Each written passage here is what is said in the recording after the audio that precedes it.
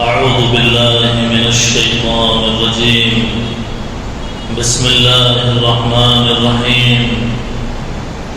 إن عدة الشهور عند الله 12 شهرا في كتاب الله يوم خلق السماوات والأرض منها 4 حرم. رب اشرح لي صدري ويسر لي أمري واحلل عقدة من لساني يفقه قولي. سبحان ربك رب العزة عما يصفون وسلام على المرسلين والحمد لله رب العالمين. اللهم صل على سيدنا محمد وعلى آل سيدنا محمد وبارك وسلم. اللهم صل على سيدنا محمد وعلى آل سيدنا محمد وبارك وسلم. اللهم صل على سيدنا محمد وعلى آل سيدنا محمد وبارك وسلم. محترم حاضرین، سامعین باطنقین،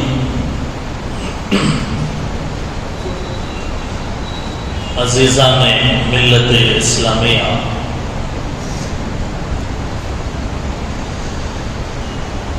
آج کا جو عنوان ہے ماہ رجب، رجب کا مہینہ، اس کی فضیلت کیا ہے،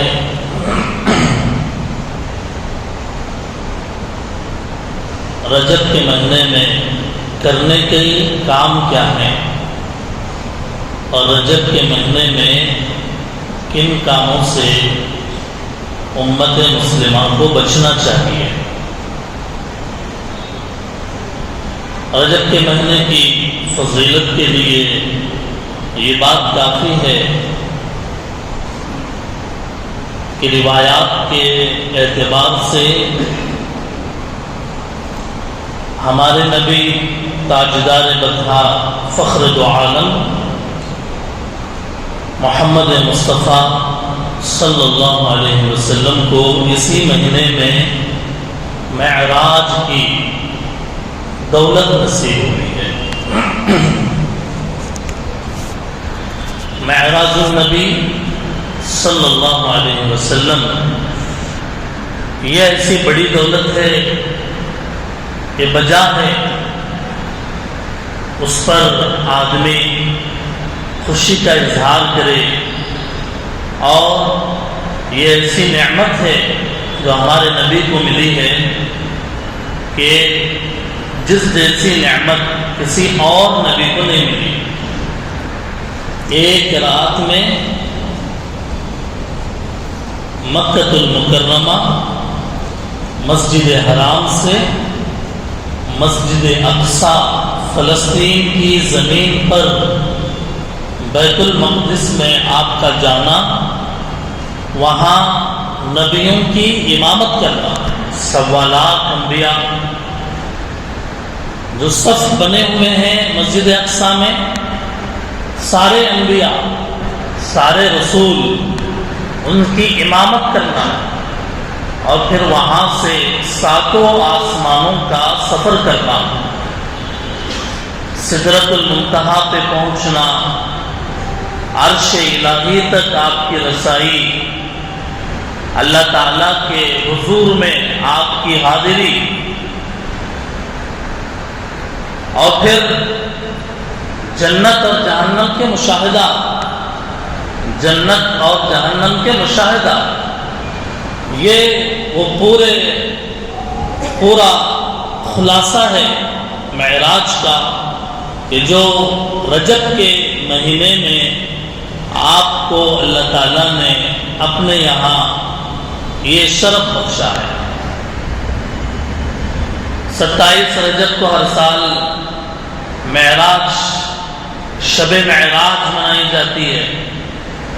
شب معراج 27 رجب کی رات کو منائی جاتی ہے، اس کے اندر بیانات ہوتے ہیں، اور معراج کی رات میں حضور علیہ السلام معراج پر کیسے تشریف لے گئے اور کیا پیغام ہے معراج کا، یہ باتیں یہ معراج کی رات میں بیان ہوتی ہیں۔ اور آج چونکہ جمعے کا دن ہے اور عنوان یہ بھی ہے کہ رجب کے مہینے کے بارے میں بھی آپ حضرات کے علم میں لانا ہے، تو اس لیے معراج کی تفصیلی بات تو شب معراج میں ہوگی، معراج کی تفصیلی بات تو شب معراج میں۔ رجب کی اہمیت کے بارے میں آج کچھ آپ حضرات کے روبرو لب کشائی کرنے کی جسارت کر رہے ہیں۔ آپ دل سے دعا فرمائیں کہ اللہ تعالی حق بات، حق طریقے اور حق نیت سے کہنے کی، سننے کی اور ہم سب کو اس پر عمل کرنے کی توفیق عطا فرمائے۔ حاضرین محترم، یہ حقیقت ہے کہ اللہ تعالیٰ نے انسان کو اس دنیا کے اندر پیدا کیا، اس سے پہلے زمین اور آسمان کا نظام بنایا۔ یہ جو آسمان کھڑا ہوا، زمین بچھی ہوئی ہے، انسان کو جب اس دنیا میں رکھنے کا اللہ نے ارادہ کیا، حضرت آدم علیہ السلام کو بنانے کا ارادہ کیا، زمین میں بھیجنے کا ارادہ کیا، تو انسانوں کے پیدا کرنے سے پہلے اللہ تعالیٰ نے آسمان اور زمین بنائے۔ پہلے آسمان اور زمین کو پیدا فرمایا، پھر اس کا ڈیزائن کیا، اس کے اندر سورج رکھا، اس کے اندر چاند رکھا، اس کے اندر ستارے رکھے، اس کے دن اور رات کا نظام اللہ نے بنایا۔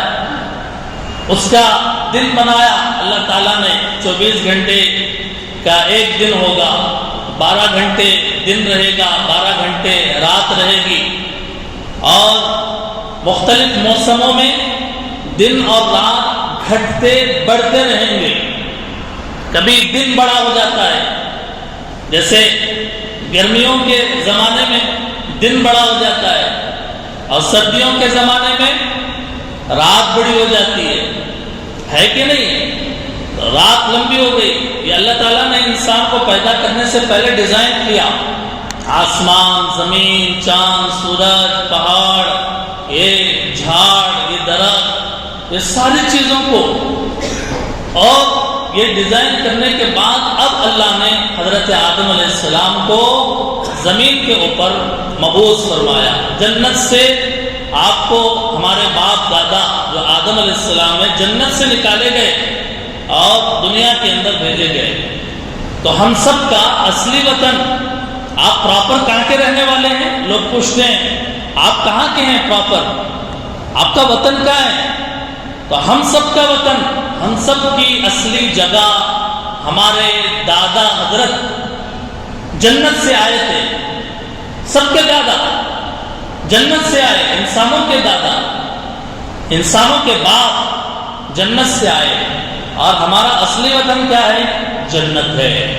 ہم پراپر وہاں کے رہنے والے تھے، اللہ نے آزمائش کے لیے دنیا میں بھیجا، اور بھیجنے سے پہلے زمین و آسمان کا نظام بنایا۔ یہ اللہ کی بہت بڑی نعمت ہے۔ اور پھر اللہ تعالیٰ نے اس زمین و آسمان کو بنانے کے بعد میں اس کے اندر دن اور رات کا نظام بنایا، چاند اور سورج کا، سخت دھوپ، سخت سردی اور سخت اندھیرا، یہ سب اللہ تعالیٰ نے بنایا۔ انسان کی آنکھ کو اللہ تعالیٰ نے بھی ایسا بنایا کہ اس کو 24 گھنٹے میں 7-8 گھنٹے آرام کی ضرورت ہوتی ہے، تو رات کا وقت عطا فرمایا کہ سو جاؤ، تمہیں کوئی ڈسٹرب نہ کرے۔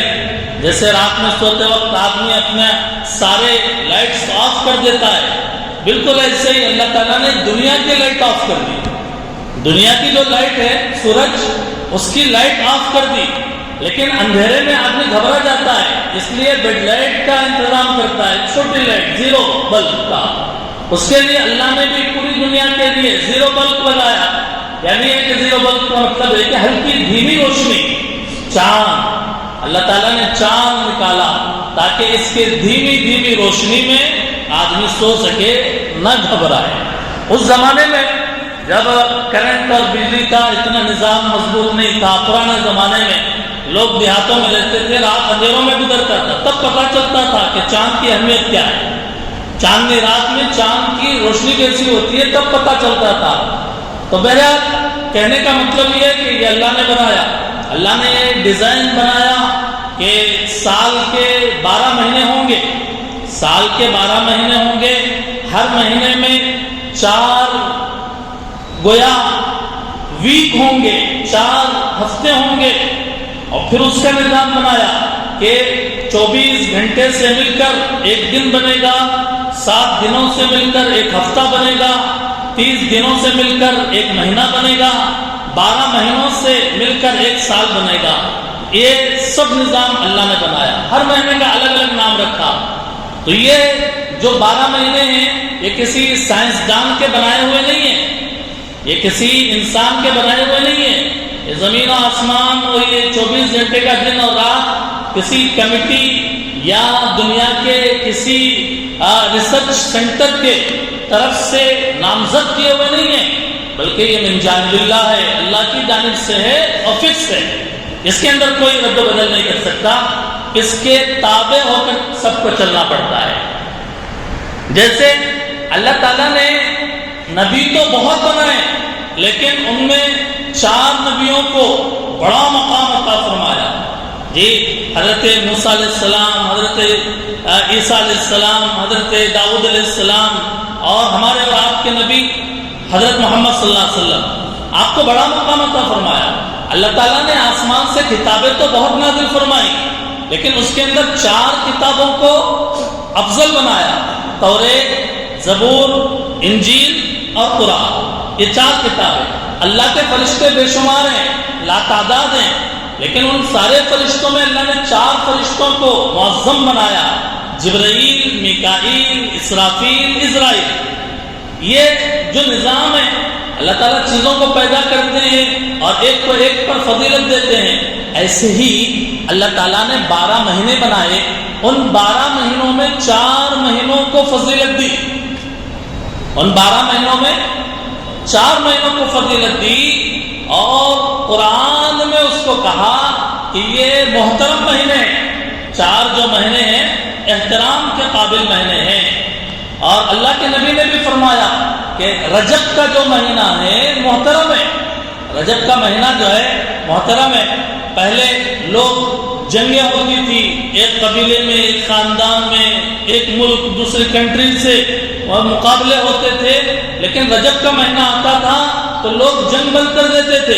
رجب کے مہینے میں کوئی لڑائی نہیں، رجب کے مہینے میں کوئی جھگڑا نہیں، ایسا لوگ جو ہے پہلے سے رجب کے مہینے کا احترام کرتے تھے۔ تو رجب کے مہینے میں لڑائی جھگڑے بند، جنگ و جدال بند، یہ سارا نظام جو ہے زمانے جاہلیت سے ہے۔ اللہ کے نبی علیہ السلام جب آئے، قرآن کریم نازل ہوا، سورہ توبہ کی آیتیں نازل ہوئی، سورہ توبہ کی پارے 10 کی وہ آیتیں نازل ہوئی، بے شک اللہ کے نزدیک مہینے 12 ہیں، اس دن سے ہے کہ جس دن سے اللہ تعالیٰ نے آسمان و زمین کو پیدا فرمایا، ان میں سے 4 مہینے محترم ہیں، ان کے اندر ایک رجب کا مہینہ بھی ہے۔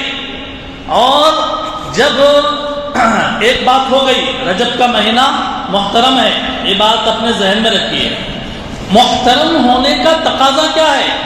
کسی چیز کے اندر احترام اگر آ گیا تو اس کا تقاضا کیا ہے؟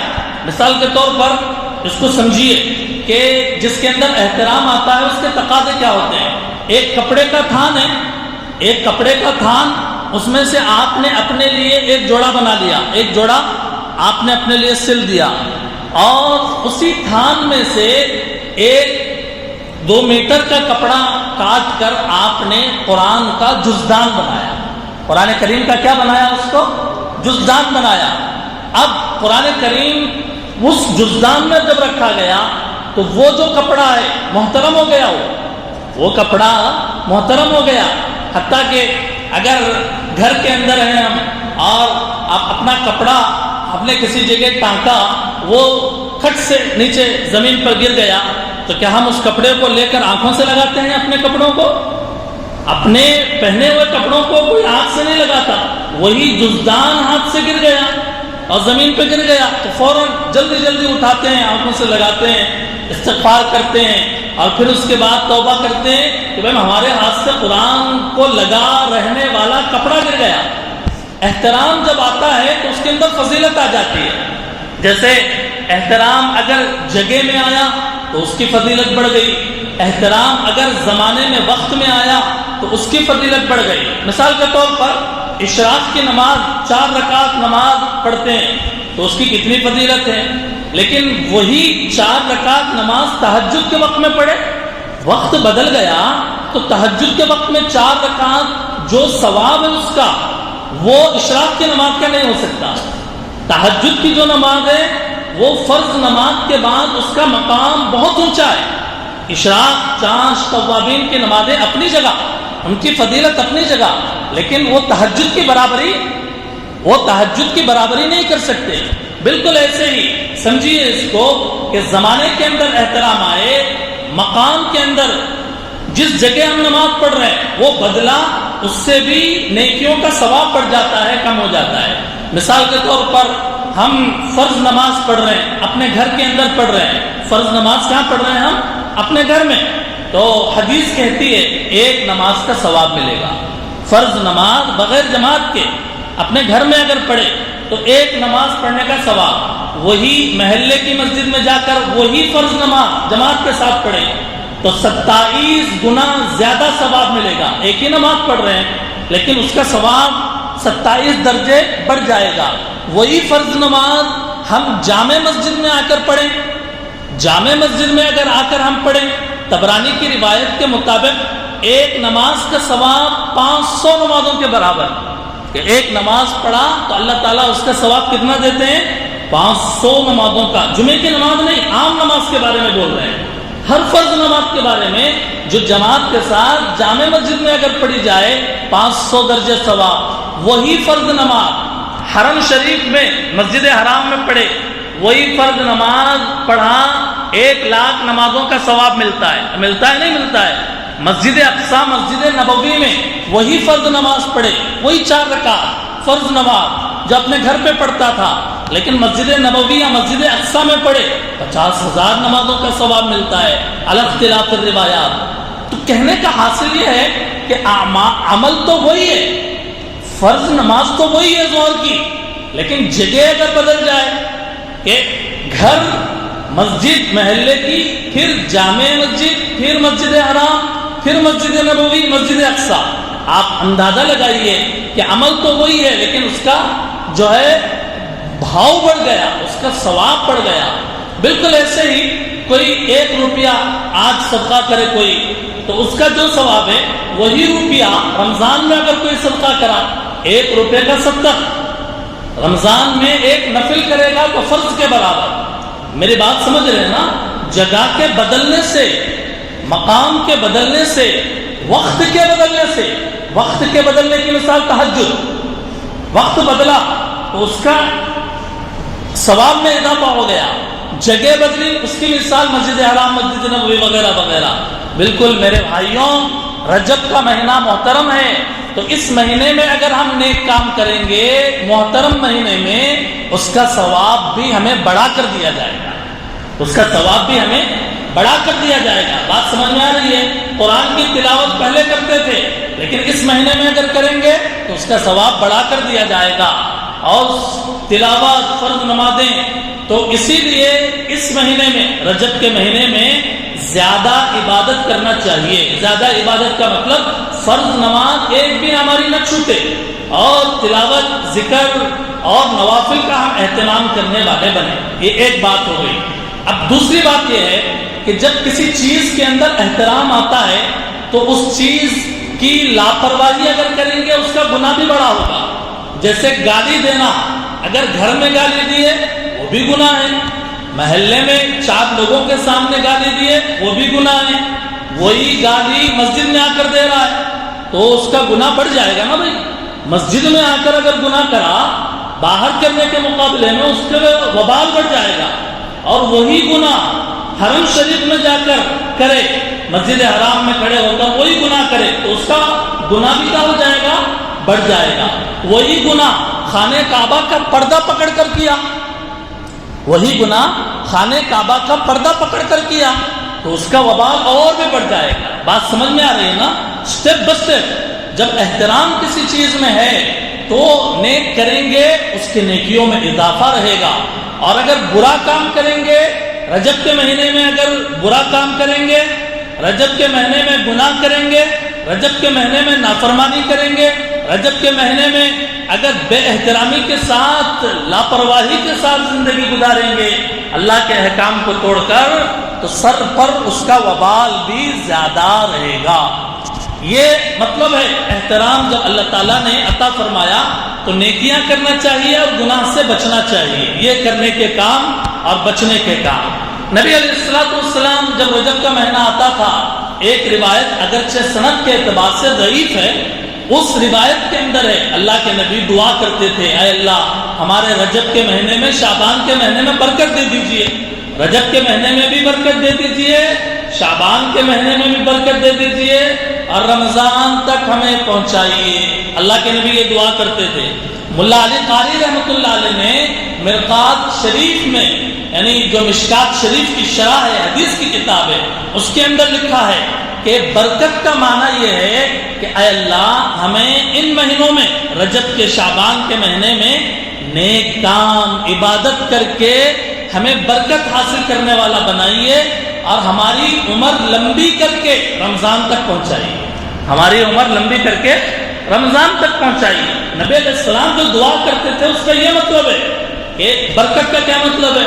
آج کل جب برکت کا لفظ بولا جاتا ہے تو کہتے ہیں میں برکت کی دعا کیجئے کہ پیسہ بڑھ جائے، خوب مال آئے، دولت آئے، اور یہ وہ، یعنی دنیا کی طرف دماغ چلتا ہے.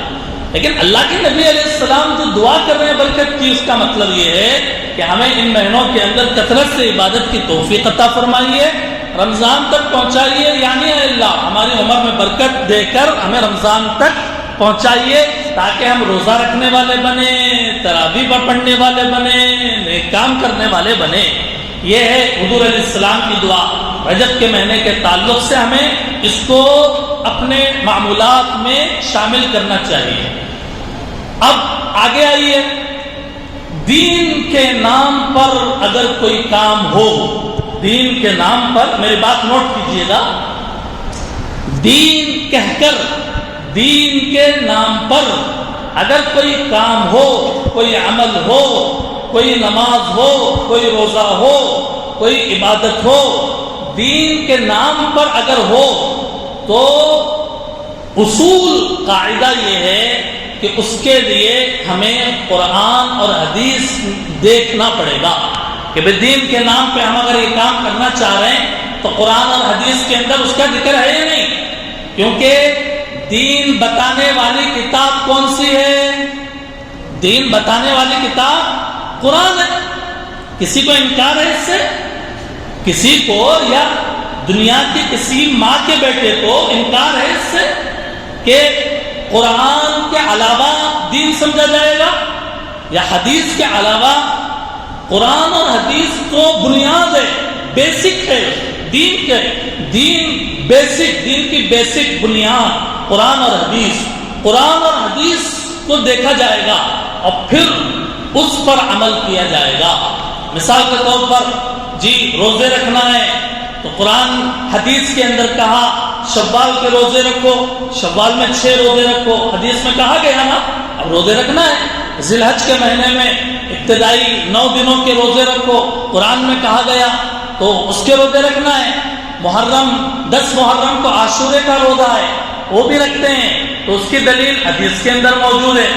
تو خلاصہ یہ ہے کہ کوئی بھی دین کے نام پر اگر کوئی کام ہو تو اس کو کہاں دیکھا جائے گا؟ قرآن اور حدیث میں. قرآن میں، حدیث میں اللہ اور اس کے رسول نے کہا یا نہیں کہا؟ قرآن محفوظ ہے، محفوظ ہے یا نہیں ہے؟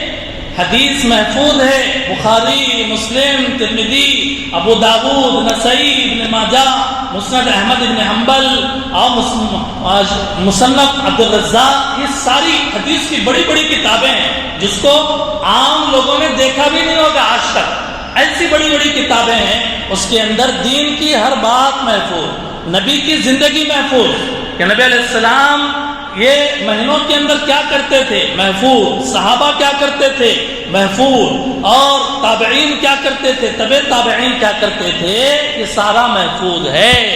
یہ بات اچھی طرح نوٹ کر لی جائے کہ دین کے معاملے میں قرآن اور حدیث اور حضور علیہ السلام کی سیرت اور صحابہ اکرام کی زندگی اور تابعین تبع تابعین کے ذریعے سے جو دلائل ہوں گے اس پر عمل کیا جائے گا۔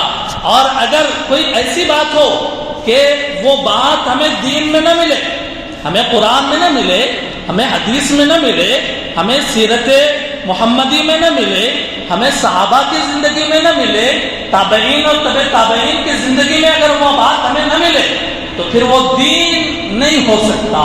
اس لیے کہ دین بتانے والے اللہ، لوگوں تک پہنچانے والے اللہ کے نبی، وہ امانت آگے پہنچانے والے صحابہ۔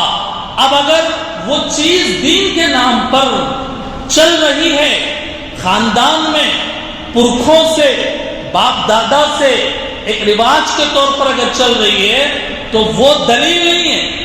دلیل قرآن و حدیث، حضور کی زندگی اور صحابہ اکرام کی زندگی، وہ دلیل ہوگی۔ یہ دیکھا دیکھی یا روا روی یا جس چیز کا رواج پڑ گیا کسی وقت میں، وہ ہمارے لیے دلیل نہیں بن سکتی۔ چنانچہ روزے رکھنے کا معاملہ ہے تو اللہ کے رسول نے کہا شوال کے روزے رکھو۔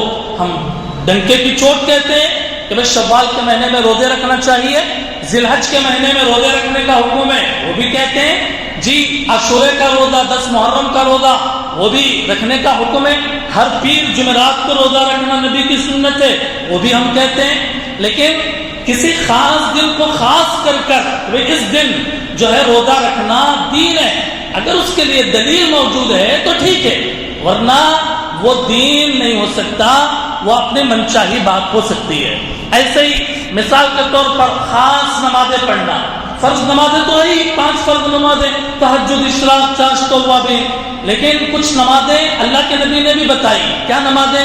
مثال کے طور پہ ہم نے اس سے پہلے استخارے کی نماز کے بارے میں دلیل سے اس کو ثابت کیا، حاجت کی نماز کے بارے میں، شکر کی نماز کے بارے میں، اور ایسے ہی توبے کی نماز کے بارے میں، یہ سارے ہم نے دلائل ریفرنس سے ہم نے آپ حضرات کے سامنے پیش کیا۔ اس کے دلائل موجود ہیں۔ اس کے علاوہ جو نئی نئی نمازیں اگر جو ہے کہی جائے یا بتائی جائے، اگر دلیل نہ ہو اس کے پیچھے تو پھر وہ دین کا حصہ نہیں ہو سکتا۔ جیسے صلاۃ الفیہ، صلاۃ ام داود، صلاۃ الرغائب وغیرہ، اس کا تذکرہ تو حدیث میں موجود نہیں ہے، ہماری نظر سے تو نہیں گزرا، تو پھر یہ دین کا حصہ بھی نہیں ہو سکتا۔ تہجد دین کا حصہ ہے، اشراق، چاشت و توابین، تو نئی نئی نمازیں ایجاد کر لینا کہ جس کے پیچھے کوئی دلیل نہ ہو، نہ حدیث، نہ نبی کی سنت، نہ نبی کا عمل، تو پھر وہ امت کے لیے دین نہیں ہو سکتا۔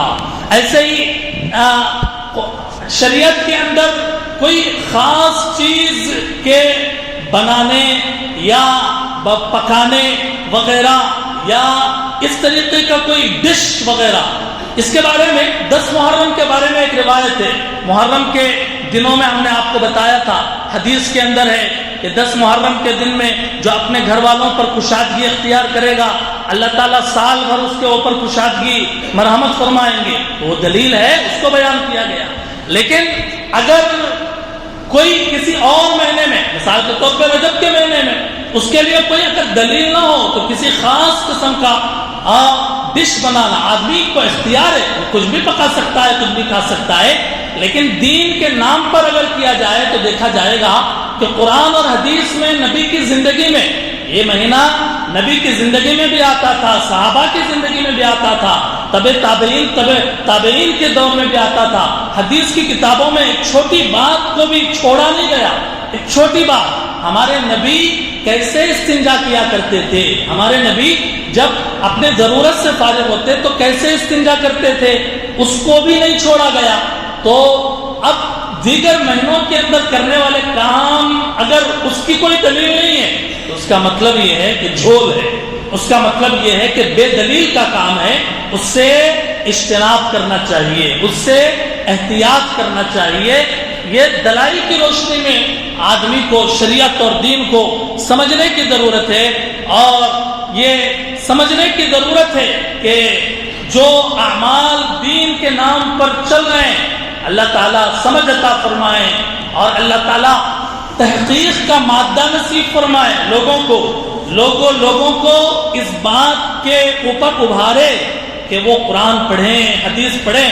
آج مصیبت یہ ہے کہ لوگ قرآن پڑھنا نہیں جانتے، آج مصیبت یہ ہے کہ لوگ حدیث پڑھنا نہیں جانتے، آج مصیبت یہ ہے کہ آج امت مسلمہ حدیث سے دور ہے، آج امت مسلمہ نبی کی سنتوں کی واقفیت سے دور ہے، امت مسلمہ بڑی بڑی حدیث کی معتبر ترین کتابوں کے سمجھنے سے دور ہے، لیکن اعمال دین کے نام پر جو کیے جا رہے ہیں ظاہر ہے کہ وہ واجب الترک ہے، اس کو چھوڑنا چاہیے، سنت کو لازم پکڑنا چاہیے۔ آقا مدنی صلی اللہ علیہ وسلم نے فرمایا ترکت فیکم امرین لن تضلوا ما تمسکتم بہما، میں تمہارے درمیان دو چیزیں چھوڑ کر جا رہا ہوں، دو چیزیں تم گمراہ نہیں ہو سکتے جب تک تم ان دو چیزوں کو لازم پکڑو گے۔ اللہ کے نبی نے فرمایا اللہ کی کتاب، نبی کی سنت۔ اللہ کی کتاب اور نبی کی سنت، یہ دو چیزیں مضبوطی سے پکڑ لیں۔ مضبوطی سے پکڑنے کا مطلب یہ ہے کہ بچہ جب پیدا ہوا شریعت بتائے گی کہ کیا کرنا چاہیے، بچہ یا کوئی آدمی مر گیا شریعت بتائے گی کہ اس وقت اس کے ساتھ کیا کرنا چاہیے، اور اگر عقیقہ کر رہا ہے تو شریعت بتائے گی کہ عقیقہ کیسے کرنا چاہیے، اور اگر شادی ہو رہی ہے شریعت بتائے گی کہ شادی کیسے ہونا ہے، اور زندگی کا کوئی بھی عمل ہو اس کے بارے میں شریعت رہنمائی کرے گی، قرآن بتائے گا، حدیث بتائے گی، نبی کی زندگی بتائے گی، تو پھر وہ دین کا حصہ بنے گا۔ ورنہ ایسی بہت ساری چیزیں ہیں، ایک آدھ چیز کا تذکرہ فضول ہے، ایسی بہت ساری چیزیں ہیں کہ جو دین کے نام پر چل پڑی ہیں، حالانکہ وہ دین کا حصہ نہیں ہے، قرآن اور حدیث اس سے خالی ہیں۔ آدمی کو چاہیے کہ وہ کثرت سے نماز پڑھے، آدمی کو چاہیے کہ وہ کثرت سے روزے رکھے، آدمی کو چاہیے کہ وہ کثرت سے صدقہ کرے، آدمی کو چاہیے کہ وہ کثرت سے خیرات کرے، آدمی کو چاہیے کہ اپنے باپ دادا، اپنے مرحومین کے نام پر ایصال ثواب کرے، آدمی کو چاہیے کہ اپنے پرکھوں کے نام پر، اپنے بزرگان دین کے نام پر وہ کبھی بھی کسی بھی وقت مہینے وقت کی تعین کے بغیر وہی کام کر سکتا ہے۔ لیکن میرے بھائیوں، بزرگوں، دوستوں، کسی خاص عمل کو دین بنانے کے لیے میں نے کہا اس کے لیے دلیل کی ضرورت ہوتی ہے، قرآن اور حدیث کی، اور یہی ہمارے لیے مشعل راہ ہے۔ اللہ کے نبی نے فرمایا ایک وقت آئے گا قیامت سے پہلے کہ جب لوگ قرآن و حدیث کو چھوڑ کر یوں کہیں گے اس کو تو پیچھے ڈالو، ہم جو کر رہے ہیں وہی صحیح ہے۔ اللہ معاف فرمائے اور امت مسلمہ کی رہبری اور رہنمائی کے فیصلے فرمائے۔ اس لیے ان چیزوں کو بڑی سنجیدگی سے سمجھنے کی ضرورت ہے، اور ان چیزوں کو سمجھ کر عمل کرنے کی ضرورت ہے۔ اللہ تعالیٰ پوری امت مسلمہ کے لیے ہدایت کے فیصلے فرمائے۔ اللہ تعالیٰ پوری امت پر رحم کا، کرم کا، عافیت کا معاملہ عطا فرمائے، اور کہنے سننے سے زیادہ ہمیں سمجھ کر عمل کرنے کی توفیق عطا فرمائے۔ وآخر دعوانا ان الحمد للہ رب العالمین۔